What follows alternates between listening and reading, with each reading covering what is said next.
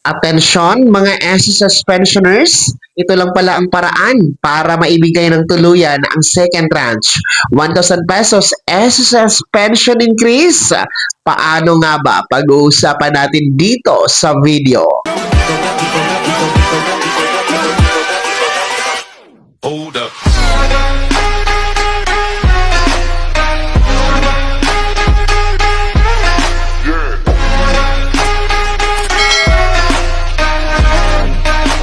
Hello mga ka-vlogs! Welcome dito sa aking YouTube channel. Magandang araw po sa lahat ng mga manonood. Saan po kayong dako sa mundo? Kumusta mga ka-vlogs? Ito lang pala ang paraan mga pensyonado ng SSS para tuluyan ng maibigay ang second tranche 1,000 pesos pension increase. Paano nga ba? Anong paraan nito? Mamaya-maya pag-uusapan natin. Pero kung bago ka pa lang dito sa aking YouTube channel o di kaya hindi ka pa nakasubscribe, abay, click nyo muna ang ating subscribe button na nasa baba. Huwag yung kalimutan na pindutin ang notification bell. Ilagay niyo po sa all para naman updated ka sa lahat ng mga videos na aking i-upload. So, eto na nga po no, mga SSS pensioners.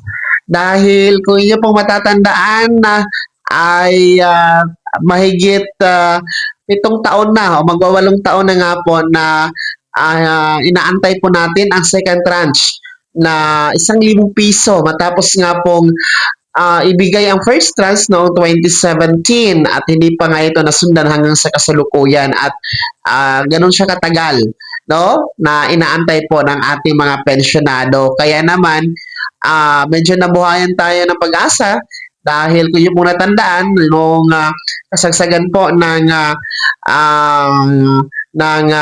filing of candidacy for national and midterm election last October 2024 ay medyo nagulat tayo noong bumitiw sa pwesto ang dating presidente natin sa SSS na si Mr. Rolando Ledesma Makasait para po tanggapin ang pagiging first nominee sa SSS GSIS Pensionado Party List.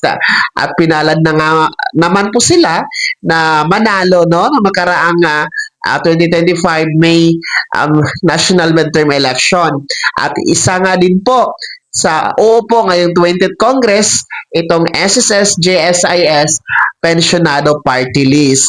So, kung inyo pong natatandaan, isa sa kanilang kampanya, no, isa sa kanilang pangako noong kasagsagan ng kampanya before the May 12 election ay ang pagbibigay ng dagdag pensyon para sa ating mga pensyonado ng SSS maging sa JSIS. So, yan po ang kanilang pinangako mga ka-vlogs. Ako po si Rolly, dating presidente ng SSS at GSIS at isang pensyonado. Panahon na para madagdagan ng 1,000 piso ang pensyon. Lalo nating pabilisin ang pag-claim ng mga benepisyo, pensyon din para sa mga opisyal ng barangay at job order employees. At indexation ng pensyon ng mga pulis at militar. Ako ang magiging kampiyon ng mga pensyonado sa Kongreso. Dahil nga po dyan ay magkakaroon tayo ng pag-asa ngayong 20th Congress. Well, anyway, magsisimula pa naman po ang 20th Congress after the State of the Nation Address or so na ni Pangulong Bongbong Marcos. So, July 29, kung hindi ako nagkakamali, ay formal pong magtatrabaho na ang 20th Congress at kabilang nga po dyan ang SSS, JSIS, Pensionado Party List, mga lolo at lola. So, yan po ang ating antabayanan kung magiging matutupad nga ba yung pangako ng party list na ito, no? Dahil I'm sure naman makaka-relate po si Mr. Rolando Ledesma Makasait dahil naging presidente po siya ng SSS at ng JSIS. Kaya alam niya po ang pinagdadaanan, ang pag-aantay ng ating mga pensyonado para maibigay lamang ang second tranche at mabigyan ng dagdag na pensyon ang ating mga pensyonado. So kahit pa paano magkakaroon po ng boses ang ating mga pensyonado dyan sa Kongreso para madali po na magkaroon ng panukala, magsabatas at magkaroon ng pondo itong ating increase sa ating pensyon.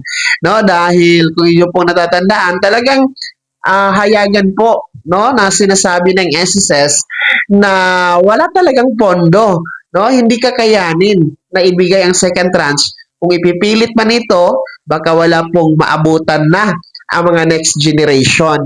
Kaya hindi talaga ito maibigay-bigay. Sa ngayon, since may boses na tayo dyan sa Kongreso, kahit paano ay mahahanapan ng pondo, matutulungan po ng ating mga mambabatas dahil isang state, government state office naman o agency, itong SSS, under pa rin po ito sa ating gobyerno. No? Dahil may say pa rin po ang ating gobyerno sa mga kaganapan, mga services and benefits na binibigay po dyan sa SSS, particular po sa ating mga miyembro at mga pensyonado. Kaya abangan po natin yan, no?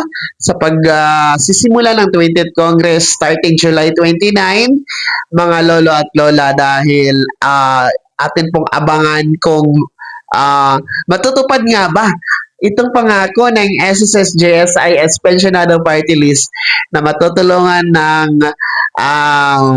ating mga pensyonado na magkaroon ng increase, no, sa kanilang pensyon.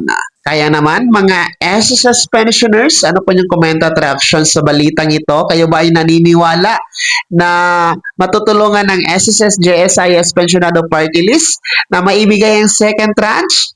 Ang inyong mga komento at reactions sa balitang ito ay bahagi niyo po sa comment section na nasa baba. Pakilakip ng buong pangalan at kung taga saan kayo. Bago ako magtapos sa video na to, kung gusto niyo pong sumuporta sa aking YouTube channel, maaari niyo pong i-click ang ating support thanks button na nasa baba.